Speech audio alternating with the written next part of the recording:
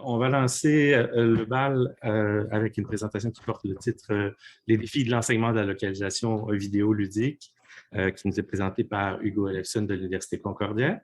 Donc, Hugo Ellefson est étudiant en doctorat en humanité de l'Université Concordia. Comme je disais, ses recherches portent principalement sur la localisation des jeux vidéo et la traduction audiovisuelle. Il enseigne les technologies de la traduction et la traduction multimédia vidéoludique à l'Université Concordia, ainsi qu'à l'Université de Montréal et l'Université de York. Alors, je vous cède la parole et par le clavardage, je vous indiquerai quand il vous restera 2 minutes et quand le temps sera écoulé. Sinon, je me manifeste vocalement. Merci beaucoup, Patrick. Vous voyez ma présentation, tout va bien? Donc, je n'ai pas besoin de me présenter, ça a été fait et avec le chronomètre aujourd'hui, je me suis rendu compte que j'ai beaucoup trop de choses à dire. On va essayer de parler quand même lentement pour être compréhensible. Donc, je vais vous parler des défis de l'enseignement de la localisation vidéoludique. Mes conclusions proviennent, partiellement de mes recherches, de ma formation, mais aussi beaucoup de ma pratique. Le cours que j'ai enseigné l'an dernier à l'Université de Montréal et les petits ateliers que j'intègre dans mes cours de traductique, mais aussi je participe à des forums et je participe à des groupes sur l'enseignement de la localisation vidéoludique. Et donc, mes conclusions proviennent du fruit là, de ces différentes activités-là. Donc, je suis désolé, il est 3 heures, mais permettez-moi quand même de vous assommer avec quelques chiffres. L'industrie du jeu vidéo se porte bien, voire assez bien. Elle produit des centaines de milliards de dollars avec éventuellement 200 milliards de dollars US pour 2023. L'industrie du jeu vidéo est bien implantée au Canada. Il y a 937 entreprises de développement de jeux vidéo au Canada et ces entreprises-là ont besoin de ressources qualifiées, de ressources bien formées. À une certaine époque, Ubisoft avait ses propres vecteurs de formation, avait créé son propre centre de formation, mais maintenant, les universités ont emboîté le pas et vous voyez qu'il y a plusieurs universités là, dans le tableau qui, dans leur programme, offrent des formations en conception de jeux vidéo, mais aussi en analyse du jeu vidéo comme discours, en analyse du jeu vidéo comme texte, comme contenu. C'est le cas de l'UQAM, c'est le cas de l'UDM. Vous avez différents profils là, qui vous permettent d'intégrer l'industrie du jeu vidéo au premier cycle autant qu'au deuxième cycle. Mais la question, c'est est-ce que la localisation vidéoludique est importante? Donc, encore une fois, je vous assomme avec des chiffres. 50% des revenus générés, c'est ce qu'on dit là, par l'industrie vidéoludique, proviennent des marchés extra-anglophones, donc c'est quand même un gros moton. Selon Barker, on considère que les utilisateurs ont 3 fois plus de chances d'acheter un produit si ce produit s'adresse à eux dans leur propre langue, donc la localisation est nécessairement importante. Qu'en est-il des programmes de formation à la localisation vidéoludique dans le monde d'abord? Je ne passerai pas le tableau au complet, mais ça, c'est un recensement que Miguel Bernal Merino, pas petit, je voulais faire du name dropping, petit aparté, c'était mon directeur de thèse pour la maîtrise, donc je suis un de ses fidèles. Il avait fait un recensement des universités qui offraient un cours de localisation vidéoludique dans le cadre de leur programme de deuxième cycle. Vous voyez, c'est 12 universités, une grosse majorité d'entre elles sont en Espagne.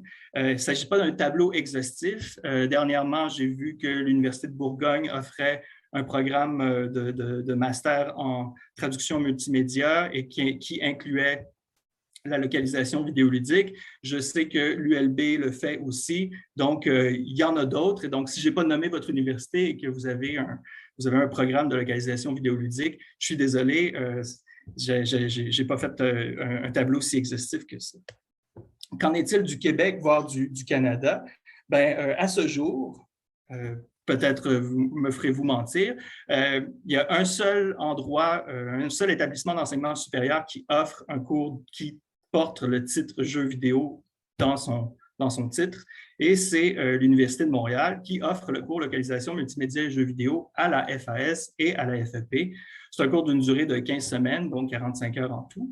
Et pour les autres, il y a une intégration de la localisation vidéoludique dans des cours de traductique, dans des cours de traduction spécialisés ou dans des cours de localisation. Du moins, c'est ce que je fais à l'Université Concordia, c'est ce que j'ai fait à York. Et je sais que Julie Pigeon, qui enseigne présentement le cours localisation, multimédia et jeux vidéo, fait à l'Université du Québec en Outaouais. Donc, ce sont des cours qui font l'objet de petits ateliers autrement quand ce n'est pas un cours qui est donné. Donc, la question qui tue, en tout cas à mon avis, ce n'est pas de savoir si on doit ajouter des cours de localisation de jeux vidéo ou de multimédia dans le cadre de nos programmes de traduction au Canada ou ailleurs dans le monde. Là, vous l'avez vu avec la liste que je vous ai donnée. Les étudiants montrent un intérêt manifeste pour la localisation vidéoludique dès que le thème est abordé. J'ai donné une formation à l'OTIAC tout récemment sur une introduction à la localisation vidéoludique. On m'a dit que j'avais quand même eu un nombre d'inscriptions assez élevé, des membres et des non-membres. Donc, les gens sont intéressés.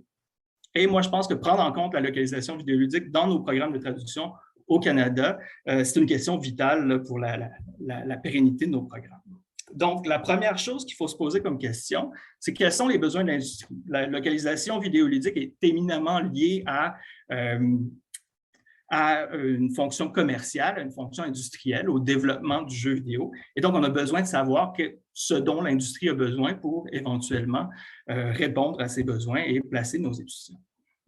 Il existe plus ou moins 4 profils qui font bon usage de la formation en traduction ou du moins qui font appel à des tâches langagières ou paralangagières. Moi, je les ai catégorisés en quatre types, donc des profils de gestion, des profils techniques, des profils de traduction et des profils d'assurance qualité.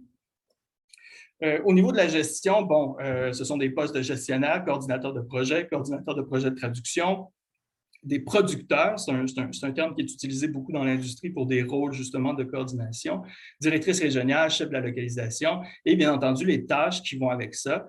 Il y a une coordination des ressources, gestion de budget, gestion de processus, mise en place d'équipes, de stratégie de relations publiques. Les compétences qui sont recherchées sont la maîtrise de plus d'une langue, la maîtrise d'outils de traduction assistée par ordinateur et d'outils de gestion de projet, connaissance des ressources, des principaux fournisseurs de services langagiers, connaissance de l'informatique et de l'expérience en gestion, en vente et en ressources humaines. Ça vient avec parce qu'on va gérer autre chose que simplement des langagiers. Ensuite, il y a un profil qui est plus ou moins technique. Souvent, ce poste-là est identifié comme un poste d'ingénierie. Malheureusement, c'est un mauvais terme parce que les ingénieurs font partie de l'ordre au Québec, mais on peut parler plutôt de technicien en localisation dans ce cas-là. C'est une tâche qui est paralangagière. Elle ne fait pas nécessairement appel à des compétences traductionnelles, mais c'est une tâche qui demande d'utiliser des outils de traduction assistés par ordinateur, de convertir des fichiers, d'extraire des données, d'extraire des chaînes de caractères qui vont être probablement localisés, de gestion et de soutien pour les mémoires de traduction, de modification des mémoires de traduction, de génération de pseudo-traduction, de pré-traduction et d'intégration des données, des sous-titres dans les cinématiques, dans le jeu lui-même. Donc, les compétences qui viennent avec sont un peu liées. Intégration, synchronisation de sous-titres, intégration de fichiers audio, gestion de jeux de caractères. Ce n'est pas nécessairement l'engagé, mais il y a certains éléments dans nos cours. Il y a certaines choses dans nos cours de traductique qui correspondent un peu à ces postes-là. Puis une des raisons pour lesquelles j'aborde aussi ces postes-là, c'est que ces postes-là ont parfois des bonnes mobilités, autant verticales que horizontales. J'ai quelque chose dans le chat, est-ce qu'il faut que je le gère? Pardon, OK, c'est bon. À la prochaine. Ensuite, vous avez une tâche de traduction. Donc, les titres de poste, ça va de traductrice, localisatrice, éditrice. J'emploie le féminin parce que majoritairement, 85% de cette industrie-là, ce sont des femmes qui travaillent dans ces tâches-là. Bon, je n'ai pas besoin d'expliquer quel genre de tâche est lié à ce genre de poste-là, mais c'est de la traduction interlinguistique, de contenus variés et de plus en plus, d'écriture de scripts de doublage, de création de sous-titres, qui sont parfois laissés à des ressources très spécialisées dans ce domaine-là parce que nos traducteurs ne sont pas nécessairement formés à faire ces choses. Les compétences requises, maîtrise d'une langue source, d'une langue cible, connaissance des outils de TAO, compétences en traduction audiovisuelle, ça va. Enfin, il y a le poste d'assurance qualité. Le poste d'assurance qualité, ce n'est pas nécessairement un poste intéressant parce que c'est une tâche d'entrée, c'est un poste d'entrée, c'est souvent sous-payé. On peut discuter de la rémunération des professionnels du langage dans l'industrie du jeu vidéo, c'est une autre paire de manches, mais les postes d'assurance qualité, il y a quand même une tâche qui est langagière pour pour entrer dans le domaine, il faut quand même faire un test de langue. Et donc, le processus d'assurance qualité demande de relire des éléments linguistiques dans le contexte du jeu, de tester des fonctions, des mécaniques avant la version finale. Donc, nécessairement, ces gens-là vont devoir avoir certaines compétences au moins en langue cible et des compétences ludiques, des compétences en jeu. Ensuite, ben, si on veut s'interroger sur la création de programmes en adéquation avec les besoins de l'industrie, ben, il faut regarder quels sont les obstacles institutionnels qui peuvent se dresser devant nous là, quand on veut mettre en place des programmes d'éducation à la localisation vidéoludique. Donc, d'abord, Miguel Bernal-Merino nous dit que le manque de temps et d'intérêt des départements de traduction établis est un obstacle patent. Effectivement, il y a beaucoup de gens dans les programmes de traduction existants qui ne sont pas formés à la localisation vidéoludique, qui ont d'autres projets d'enseignement, d'autres tâches de recherche, et donc de vouloir se lancer dans un nouveau projet, ben, c'est chronophage et ce n'est pas nécessairement facile. Ensuite, ben, les membres des départements de traduction existants n'ont pas toujours une expérience pratique du milieu de la localisation ou du milieu de la réalité professionnelle chez un fournisseur de services langagiers. Donc, ce n'est pas toujours facile de transmettre ces connaissances-là, ce n'est pas toujours aisé, ce n'est pas toujours agréable. Donc, ça va de soi. Un autre obstacle, ben, le manque de professionnels qui travaillent dans cette nouvelle spécialisation. Même au Québec, avec l'importance de l'industrie vidéoludique, il n'y a pas nécessairement beaucoup de professionnels qui, en plus de mener en parallèle une carrière professionnelle, sont prêts à se lancer dans une carrière en enseignement. Il y a aussi un certain phénomène de porte-tambour et de talent crunch. Ça, c'est un mot, j'ai pas, pardon pour ne pas avoir trouvé de terme français, qui est aussi endémique à l'industrie langagière. Honnêtement, je pense qu'il y a beaucoup de traducteurs de talent qui se ramassent ailleurs parce que malheureusement, le milieu professionnel les a, ouais, voilà, leur a pas plu. Et donc, ben, des fois, on n'a pas accès à un éventail assez large de projets pour donner aux étudiants une vue d'ensemble. Donc, ces gens-là ne sont pas nécessairement aptes à enseigner. Et enfin, ben, les professionnels de la localisation, ce ne sont pas toujours des gens qui sont formés en traduction, encore moins en traductologie. Donc, ils ne connaissent pas l'éventail de théorie de la traduction ou la recherche dans le domaine qui pourrait permettre de, bon, recontextualiser la tâche que constitue la localisation vidéoludique dans un contexte élargi de traductologie. Un autre obstacle, c'est l'investissement en matériel et en logiciel. L'argent, c'est le nerf de la guerre. Le matériel, les consoles, les ordinateurs, ainsi que les périphériques qui permettent de jouer à des jeux qui sont de plus en plus à la fine pointe de la technologie. C'est du matériel qui est onéreux pour des programmes qui, on ne se le cachera pas, parfois sont sous-financés. Ce n'est pas de notre faute, mais ça fait partie de nos obstacles. Les logiciels qui sont nécessaires aussi pour la mise en place de projets de localisation sont aussi onéreux. Parfois, ils sont même propriété intellectuelle d'une certaine boîte, donc on ne peut pas nécessairement y avoir accès. Et donc, ça fait partie des coûts liés à tout ça. Ensuite, un quatrième obstacle, ce sont les problèmes liés à l'établissement et à la consolidation de liens de travail avec les entreprises.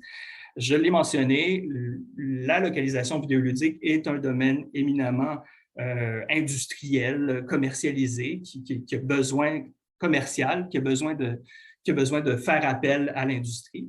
Et les entreprises de développement de jeux vidéo fonctionnent par contrats ponctuels. Ce n'est pas toujours aisé de faire fitter ces contrats-là avec le début et la fin d'un calendrier académique, par exemple, ou des fois, ben, nos processus d'évaluation ou le temps qu'on prend pour évaluer certaines choses ne sont pas en adéquation avec les processus de travail de l'industrie du jeu vidéo qui est agile ou qui a besoin de se retourner sur un dissous assez rapidement. Et enfin, ben, la difficulté d'obtenir l'autorisation des droits d'auteur. Ça, c'est un très gros problème. C'est difficile d'avoir, même pour un jeu qui est sorti depuis belle lurette, c'est difficile d'avoir accès à du matériel authentique, à des fichiers de conception, des fichiers de localisation. Et donc, ben, ça force les enseignants du milieu à travailler avec des ressources périmées ou à travailler dans un flou un peu en matière de droits de propriété intellectuelle. Là, dès qu'on entre dans l'acquisition d'un logiciel, il faut vérifier si on a les droits. Des fois, ce n'est pas toujours le cas. Des fois, c'est un peu compliqué. Et les quelques studios de développement indépendants qui, eux, n'ont pas nécessairement l'argent pour localiser leurs jeux, mais qui sont ouverts à localiser leurs produits. Et ouverts à le faire gratuitement par des étudiants ou à le faire avec une rémunération réduite, ben, ils ne produisent pas toujours des jeux, puis là, ça ne veut pas dire que les jeux sont moins bons, mais des jeux à la fine pointe de la technologie, donc des jeux qui mettent mettent en scène des bandes de doublage ou justement qui utilisent des algorithmes pour générer des voix ou pour générer des ambiances. Et donc, à ce moment-là, ben, ça prive un peu les étudiants d'une formation qui leur permettrait d'intégrer pleinement le milieu professionnel dans des projets d'envergure, justement, parce que si on traduit juste du texte, ben, que le texte soit dans un jeu vidéo ou ailleurs, ben, ça reste du texte. Ce n'est pas toutes les possibilités que le jeu vidéo peut nous offrir. Et donc, je vous offre quelques pistes de solutions. Donc, première solution, ben, c'est la création de cours ou de programmes. Des cours ou des programmes qui seraient consacrés à la localisation vidéoludique, qui devraient permettre aux étudiants de pallier ce manque à apprendre-là qui a été signalé, du moins dans les forums auxquels je participe avec des agents de l'industrie, et qui mettrait l'accent sur l'aspect technologique et pratique de la localisation vidéoludique.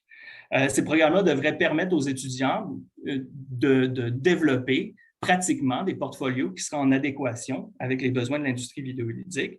Et parce que cette industrie-là, elle fait la part belle à cet apprentissage-là expérientiel, à ces portfolios-là. L'industrie vidéoludique a besoin qu'on leur montre des choses qu'on a faites. Et donc, nécessairement, on a besoin de montrer qu'on a construit, qu'on a fabriqué quelque chose.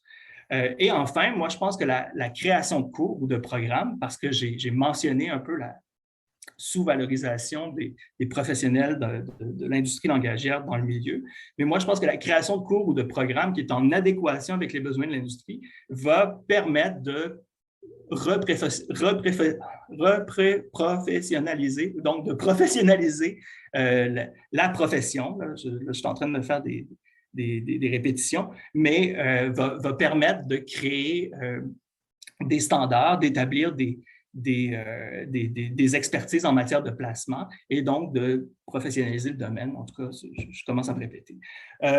Deuxième solution, ça serait la création de centres de recherche et de partenariats entre le privé et les institutions. En fait, toutes ces solutions-là ne sont pas mutuellement exclusives. Les trois peuvent aller ensemble. Jorge Diaz-Cintas, qui est un bonze du sous-titrage, mentionnait que même en traduction audiovisuelle, les institutions ont de plus en plus un rôle de consultant plutôt qu'un rôle de formateur. Et donc, nous, la liberté dont on jouit dans nos institutions d'enseignement supérieur, nous permettent de faire des recherches que les gens qui travaillent dans l'industrie n'ont pas nécessairement parce qu'ils sont collés à leur processus de travail, qui sont collés à leur propre processus organisationnel. Et donc, ça pourrait profiter à l'ensemble de l'industrie. Les centres de recherche, les laboratoires et autres partenariats entre le privé et les institutions devraient agir comme des ponts qui permettraient justement la libre circulation de l'information, la création de ressources entre les partenaires et bien entendu avec une certaine entente de confidentialité pour protéger ce secret militaire que constituent les jeux vidéo. Et la recherche en localisation vidéoludique, de par son caractère interdisciplinaire et la part importante de technologie dans le domaine, se prête bien à cette espèce d'alliance-là entre les différentes disciplines qui vont des humanités aux sciences appliquées. Et donc, on pourrait vraiment, là, on parle souvent dans nos universités d'interdisciplinarité, mais le fait qu'on rejoigne tous les gens autour du domaine vidéoludique permet quand même au moins de discuter des mêmes choses, au moins autour du même métier. Et enfin, si on veut créer des programmes, si on veut créer des laboratoires, si on veut créer des recherches, il faut s'attaquer à l'embauche de personnel spécialisé. Quel est le personnel spécialisé qui est adéquat pour l'enseignement de la localisation vidéoludique? Bon, en traductologie, c'est Dorothy Kelly et Hurtado qui mentionnent depuis 2008 qu'il est nécessaire que les enseignants en traduction aient un profil considéré comme professionnel, qu'on ait quelque chose à partager avec nos étudiants, une expérience pratique du domaine, ne serait-ce que éthiquement, là, pour leur parler de la réalité du domaine. Mais on parle aussi qu'on doit disposer d'un capital ludique. Ça, c'est un terme très bourdieusien, là, mais de parler en fait d'une certaine connaissance du jeu vidéo, mais de l'histoire du jeu vidéo en tant qu'artefact culturel, en tant que produit, en tant que de sa généalogie, de comprendre le jeu vidéo dans un contexte historique, global, pas l'anglicisme, mais global comme dans son ensemble, et international, donc comprendre la place du jeu vidéo dans un contexte international. Les enseignants devraient aussi posséder un réseau composé autant de membres de l'industrie que d'autres chercheurs du domaine, en mettant l'accent sur les membres de l'industrie parce que nécessairement, on a besoin de cette rétroaction-là avec l'industrie, mais aussi parce qu'on a besoin de placer nos étudiants. Et enfin, ben, il importe, et ça c'est mon avis personnel, que les enseignants soient aussi formés à la traductologie de façon adéquate parce que la traductologie n'est pas que théorie. La traductologie offre des pistes de solutions, des stratégies qui permettent de régler des problèmes. Et ça nous permet de nous débarrasser de carcans organisationnels ou dans une entreprise ou même de carcans institutionnels. Donc, la traductologie nous permet de dépasser ces cadres. Et donc, comme conclusion, ben, je pense que j'ai parlé vite, les solutions proposées passent par un partenariat entre l'industrie et les établissements d'enseignement supérieur. Donc, nécessairement, il faut qu'on sorte, il faut que je sorte, il faut que j'aille voir des gens, mais aussi, il faut que j'aille voir des gens dans mon institution, dans mon université, parce que j'ai besoin de ces gens-là. L'interdisciplinarité que constitue le médium vidéoludique ne peut pas s'arrêter juste à mon unité académique ou juste à mon secteur ou juste à ma faculté. Moi, je pense que les établissements d'enseignement supérieur vont faire profiter à leurs étudiants d'un taux de placement élevé au sein de l'industrie en créant des programmes. Les agents de l'industrie vont profiter d'une main-d'œuvre formée en fonction de leurs besoins et les différents intervenants, là, intra- et extra-départementaux, vont pouvoir collaborer sur des projets de recherche, comme je l'ai dit plus tôt. Et donc, ce n'est pas si fou de penser tout ça parce que la traduction audiovisuelle, la traduction juridique font l'objet de programmes, de micro-programmes, de certificats qui sont relativement complets, qui leur permettent de placer leurs étudiants et de standardiser une certaine expertise. Et donc, moi, je pense que la localisation vidéoludique a besoin d'un corpus pédagogique assez élargi, qui ferait bon usage autant de cours liés à la pratique de la localisation, mais aussi de formation à l'analyse du jeu vidéo, ce qu'on donne dans d'autres programmes, comme à l'Université de Montréal, dans la mineure en jeux vidéo, ou à l'UQAM dans le programme de communication, ou voire à la conception de jeux vidéo, parce que nécessairement, la localisation de jeux vidéo, de plus en plus, on en parle comme un phénomène d'expérience utilisateur. Et donc, l'expérience utilisateur est liée à cet élément-là de conception de jeux vidéo. Donc voilà, voici mes références. Merci beaucoup